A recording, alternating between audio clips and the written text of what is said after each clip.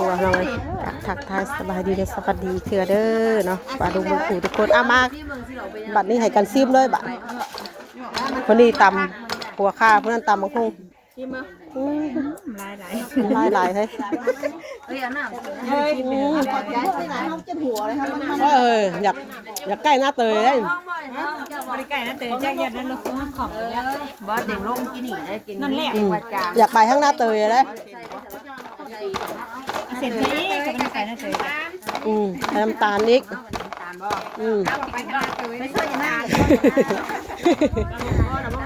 พออยู่พอคือว่าเป็นพี่น้องก็มาเตยไปหมักเท่าไรถ้าเป็นยังหมักเท่าไรตัวนี้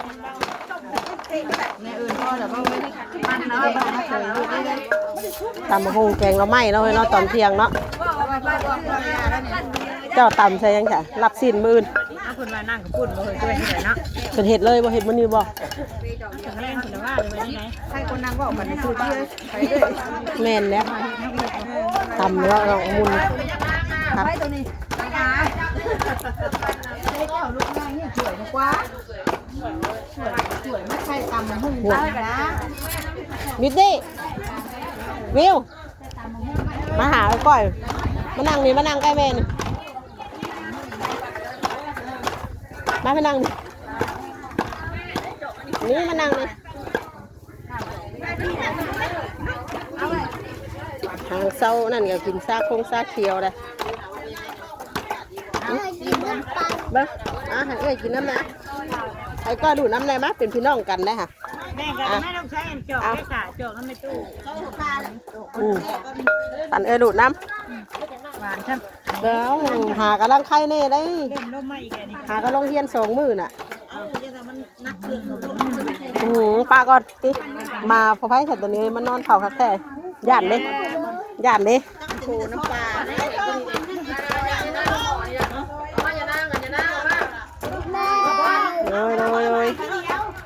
ใส่เธออันนาเธอละกันเนาะแม่หมอช่วยหัวขาใช่นะช่วยวันนี้ช่วยนะอันนี้มันใบเขาเอาไหม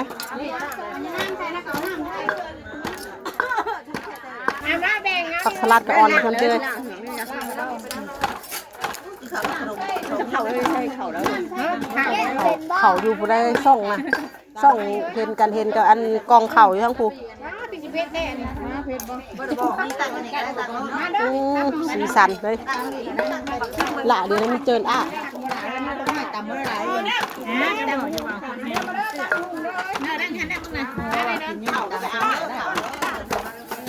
ป้านั่นไปเอาเข่าอยู่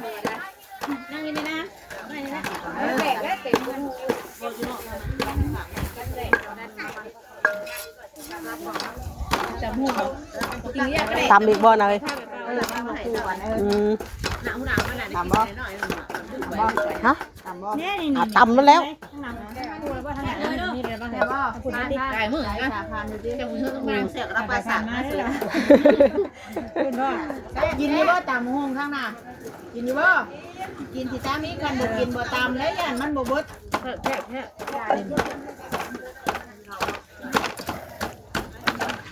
ดูล่ะย่องชื่อเขายันเสียหน้ายันขยันอันไม่ได้กินน้ำบานหนาติกันต่างประเทศนี่ใช่ตามเมื่อไหร่นี่ใช่ตามเมื่อไหร่จำมาได้ติเปลี่ยนชาตินะติได้แต่นั่งนี่เฮ้ยไปหาแล้วก็ตำบุกแล้วตำแซ่บเลยดิแม่นแล้วร้องมาจากบ้านเฮ้ยตำบุกเนี่ยมาเบิ่งทางเรือนครัวอีกมาทำหมักกุ้งต่ออีกตำหุ่งเส้นข้าวเนี่ยตำกุ้งเส้นข้าวเมื่อหน้าเพราะว่าอันตำข้าวติดในเด้อลองเบิ่งได้เฮ้ยสูตรมาให้สารวัตรนะคือกันบ่ให้สารวัตรได้บ่ใครพูดบ่ก็เดียวให้สารวัตรนะให้เฮ็ดอย่างเดียวได้ตัดหนึ่งโลตำมะฮุ่งก็สีงามจำหน่อยเนาะปรุงเพิ่ม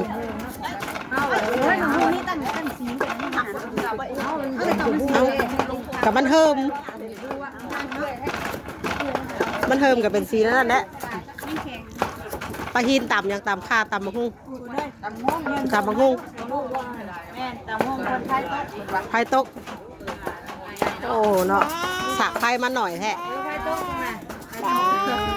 เต่านี่มันแบบเชื่อมขนาดนั้นเอาน้ำนี่หัวด้วยนะดิเนื้อคนต่ำเนื้อกินก่อนคนต่ำเด้อเฮ้ยได้กินดันหัวข้าเฮ้ยได้กินหัวข้าต่ำมะฮุ่งหอมเลย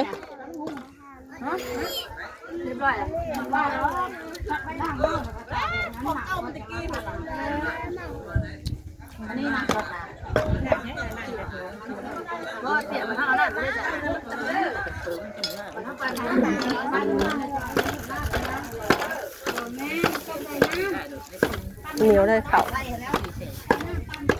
กินตำมะฮุ่งมาเด้อเนาะกินตำมะฮุ่งน้ำกัน มันติดปั่นนั่นบุญถักเพื่อนอย่างได้เลยดูจ่อยเลย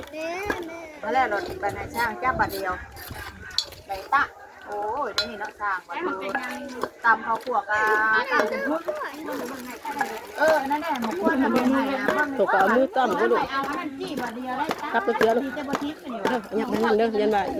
อีนางมันยันเห็ดนี่เพียใช่ ก็การที่ไหนเล่าเบอร์มาหน่อยนะเล่าว่าหมอนั่นแหละหมอดาวลูกดาวเนี่ยเรื่องหมูคือตัวมีมือเรื่องมาตัวมีมือมันไหนเล่าเบอร์มาให้ไปเห็นเงินได้เลย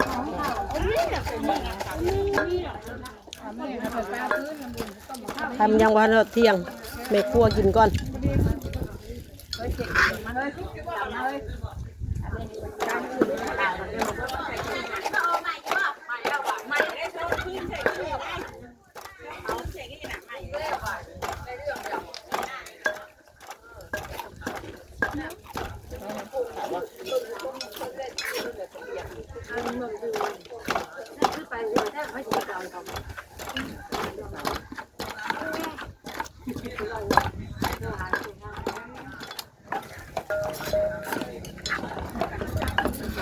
เอานี่เราคนแรกแล้วว่ามันมาโปรมันไปได้บ่ไปได้ไปเอาได้คันว่ามันเบิดแต่พุ่งมาเอาอย่าเอาได้ว่าลง vào đời tộc ngàn đã chuồng này đó tộc ngàn đã chuồng này đó mình em vào tộc ngàn thì bên nghìn cả trời เราบอกคุณไปเอาเราบ่ได้ยินที่เฮ้ย phải ao tộc ngàn thì bên nghìn trời ประเภทปลาเราเคยคกนะ เพชรบ่นะบ่เพชรอะไรตัวนี้ อย่างสีสันปูมเขาต้มปูม แต่หลายคนเนาะคนเพื่อนมันคือ กินเพชรเก่งได้หำเลยให้คอยซิมอีกแล้ว ไปหน้าเตยอยู่บ่ ไม่ได้ไปที่นั่นมันจะไปเรื่อย เพราะว่า มันหยาบเลย หยาบบ่อยากให้เสื้อก็ไปกันได้จอกหน้าก าแฟไปให้กินแม่ว่าจะเอาจอกกินน้ำ ไม่ต้องใครไม่ดีหาสิน่ะนั่นจอกไม่quá rồi กันได้ถึง กูจะตามหาจอกไล่กินอีกาแล้ววนอยู่กับองค์กันก็จะแบ่งเพให้ ดอกเป้าว่าไม่ใหญ่กันติ จะไม่กันดีเลย เราไม่กินน้ำนะมีโจ ได้ละจอกว่างนะลงไปค่ะจกกินน้ เอาเฮ้ยยกไปเอากาแฟกินแล้วเอาจอกกินกาแฟกินนี่ ำหนาเฮ้ยมาเอาเด้อจักมันเด้น่ะพูดป้าถือกรุ๊บน่ะว่าอยากอยู่กินนี่เบิ่งคอยบุกปิดนี่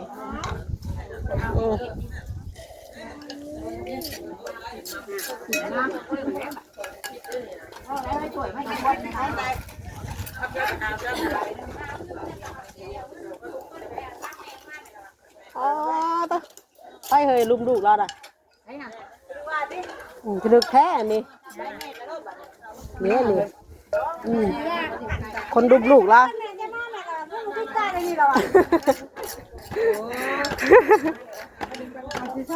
เออ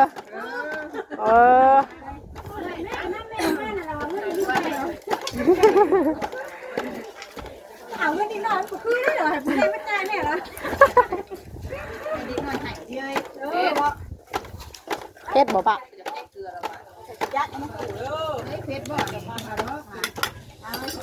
ขูดไปรอหางว่าทางคนไหนเนี่ยเขาขูดไปห้ายักษ์กูถึงเลขเด้นั่นคือมึงแหละถึงเลขได้กินคือมึงแหละ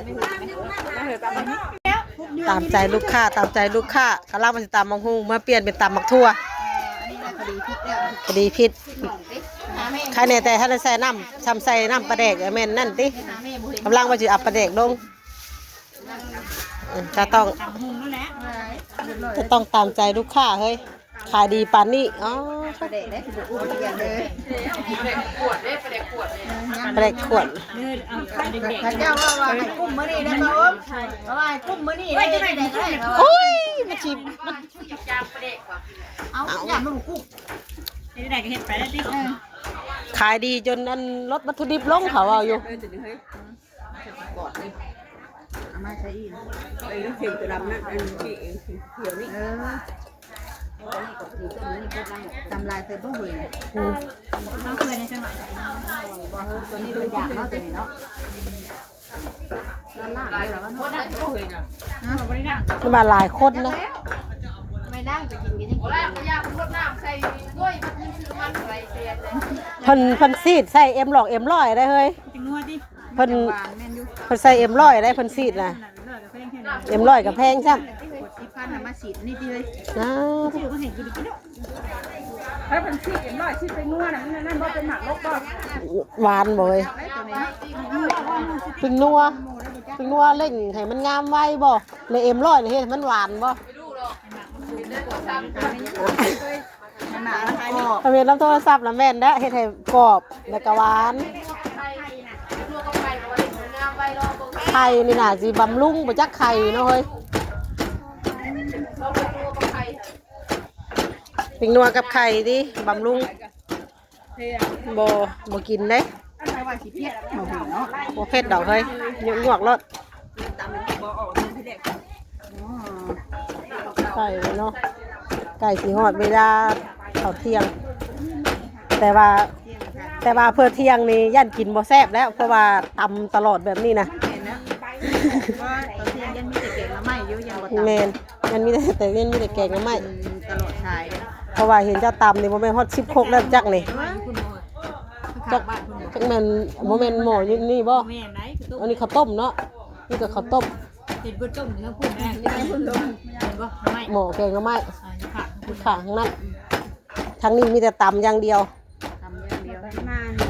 ต้องแบ่งแผนกกันให้ถูกเนาะมันจังหน้าที่แผนกใครแผนกมัน สั่งมาจัดให้ทันที ทำข่อยและล้างมือเลยข่อยยาติ ล้างมือยาที่มันสิโคกคือท่าได้กินนี่สิโคกคือท่าอายุบัดนี้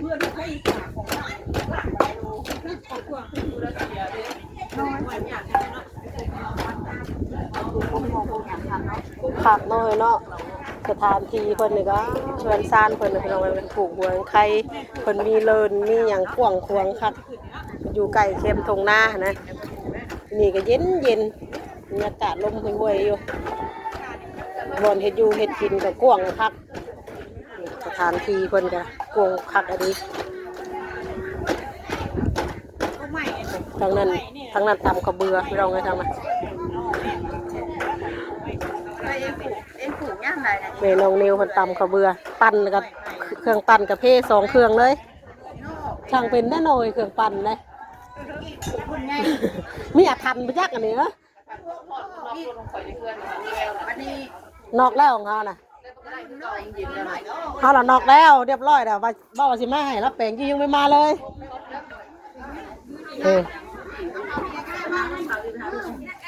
ฉันแล้วมาปั่นแล้วก็เครื่องก็นอกเบิด แพ้ข่อยคือเก่า ยังบ่แพ้ต่ำคือเก่าอยู่ ข่อยตำคือเก่าอยู่ตักจ้ะผ่านไป2 อันวะ อันเครื่องปั่นนะ เครื่องปั้น นอก บ่ทำแห้งก่อนนะ เอ้าได้สาธิต ทำโคกก็จ้ะ โคกับสากคือคูนน่ะอืม ก็นะทำไมไม่ปั้นตายกระโดด2 เครื่องนี่ น้อยสั่งเป็นแท้เอ้าบอกกับพระโอมมาครอบแล้วบ่มีอาทันจักอันนี้อาทันอาทินไปสั่งมันฮ้อนพุ่นอ่ะ ตีได้ติ มีตีอีกเด้ คือที่ ยังบ่ทันได้ซุกจังหมอก จักเราแกะหมออะไรกินนี่แบบว่ามีพงๆอะนะแบบว่ายังบ่ทันได้เปื่อยนะมันเป็นแบบ ยันเผื่อมัน ซุกอยู่หักแต่ว่ามันแบบมันยังบ่เปื่อยนะ กินอยู่เบียร์เขาไข่อยู่ได้เสาเลยเนาะ ปรีน้ำกันนี่นะปรีน้ำกัด เฮ็ดยังไงข้าวต้มตัดบ่ บ่แล้วเขาผ่ากินว่าบ่ เอาหาเอาเด้มาน้ำเด้ วิวเอามานี่มานี่เช็ดในลูกมุงน่ะ ไป โอ้ยแล้วก็เป็นตัวมายาย ถ้ามันหมุนก็ใส่แล้วบ่มันหมุนอยู่บ่ทำมัน คนเพราะว่าได้อยู่เท่าเริ่มตอกแก่มาตำเด็ก มันจังใส่เลยได้ ยิงให้นึงนะ เฮาก็ใส่เลยได้เฮาบ่ได้ตอกเลย ได้ค่ะฉันเลยกินน้ำรอค่ะ อันนี้เด็กนะใช่ในชูเถ่าเพราะอันนี้เราบริหูเป็นตอนแรกเนี่ยว่าพันหูเราบริการวันนี้เป็นไง เอาถึงได้ค่ะ ไม่ได้พวกเราจะไหนเอาตัวกันจองกัน ก็สิปั้นดิบัดนี้เครื่องปั้นนอก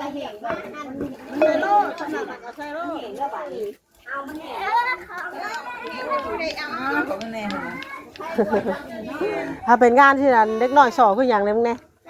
ดึงแต่แม่ไปห้านขนม นี่คือกันเวลาหนึ่งโอกาสดี โอกาสดีวะแต่พ่อนาทีทองดึงไปเลยเลยนะ มาตอนแม่ที่ว่า เห็นว่ามือเพื่อนแม่ตุ้ยวันนั้นเพิ่นจุดเป็นไข้เฮ้ย เราเป็นห้าบ่ได้ มันก็ หาโอกาสตามนั่นบ่ตามงานบ่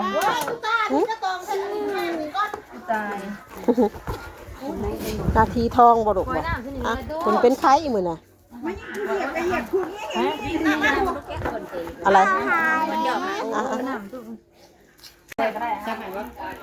เอ้ยก็ต้มตัดบัดนี้เนาะของหวาน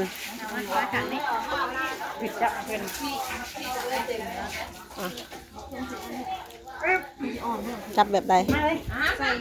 จะนำมือเสียสองมือสามมือโรงงานผลิตโรงงานบ้านที่ไม่เคยรู้นะเว้ยผมเข้าใจ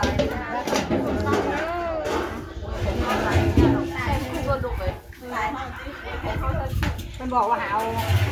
นั่นบาดคาบรถได้เลยได้หนึ่ง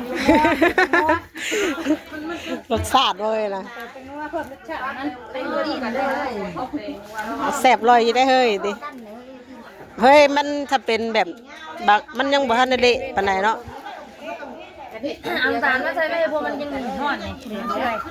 บาดซาวใส่บอลกับอันนั้นเลยซาวใส่น้ำมันหมักข้าวเลย นี่เป็นกระเบื้องขาดมันก็ขาดแต่ไม่เคยยืมเงิน ชาเพชรผู้เดียวนั้นใส่อยู่ชาใส่ผู้เดียวนั้นใส่อยู่ได้คาบเอาปากคาบอยู่นับประอมชาเพชรอยู่เฮือนก็เอาปากคาบมาแล้วอ่ะ เมื่อตัวใส่เราก็จะเป็นแหบคนมาหน้าเลยกระโดดกูเป็นพงเฮาสื่อหรอกใช่ อันมื้อนั้นเราจนปากบ่ได้เหรอ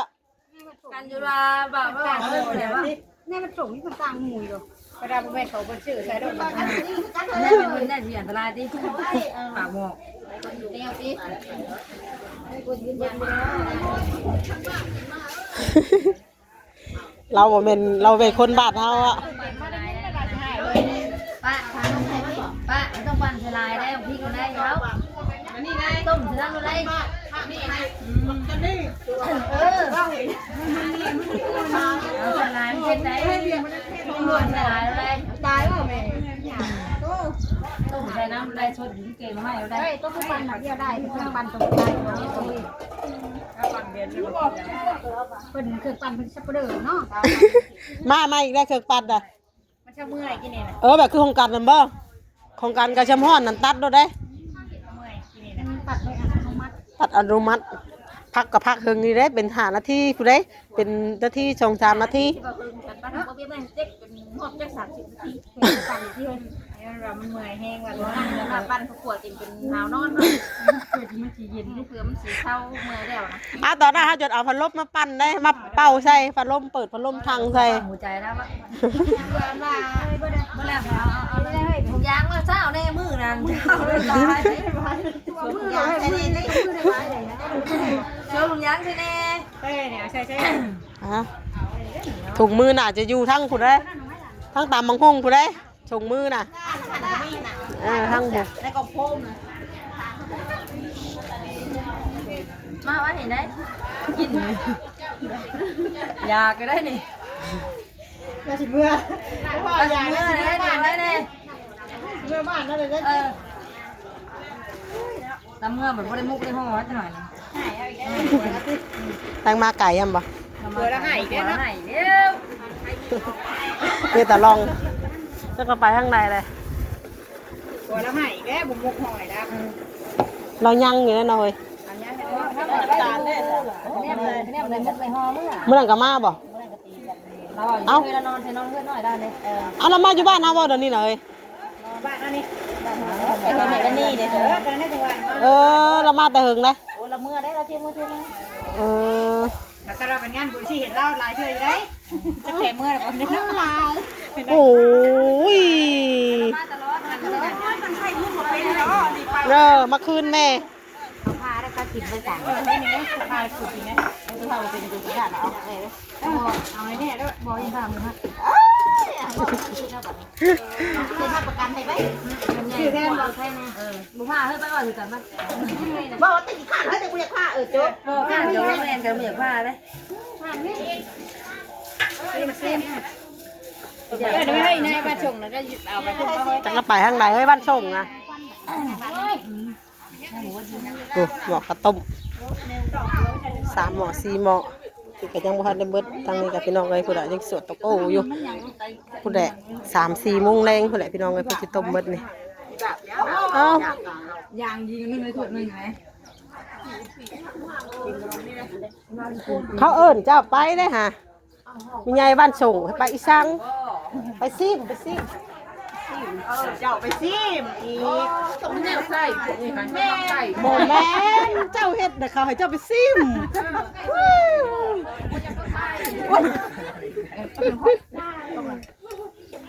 เขาเอาไปซิมกับว่าเขาเอาไปใส่วันนี้เราแวงไปเบิดเลยมีหยังกันเราแวงไปเบิดเลย ไม่ได้สิ่งนะ ใช่ไหม อย่าบอกอย่าแม่แม่แล้วนึงไข่ดิพี่ จักอีหยังเนาะอู้ ซอยนะถ้าได้ข้าวทั่วเปล่า ใส่เท่าใดเท่าทั่วดิ ไว้ได้ดิไว้ได้ได้ โหแม่นมันทั้งกันแต่มือไปแพ้หุ่นประจัง ใครขอมาดิมันนั่นได้ไว้ถ้าได้ถ้าทั่วเยอะนะ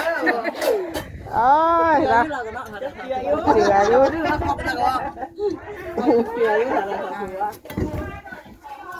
ให้เย็นซะก่อนบ่จังเอาไปอยู่ใส่นี่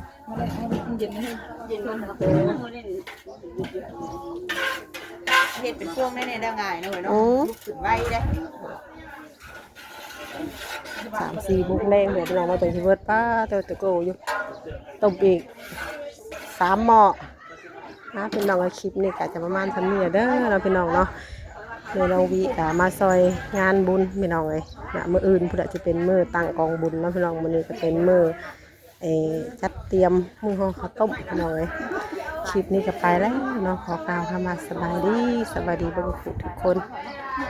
พบพอกันในคลิปหน้าเนาะพี่น้อง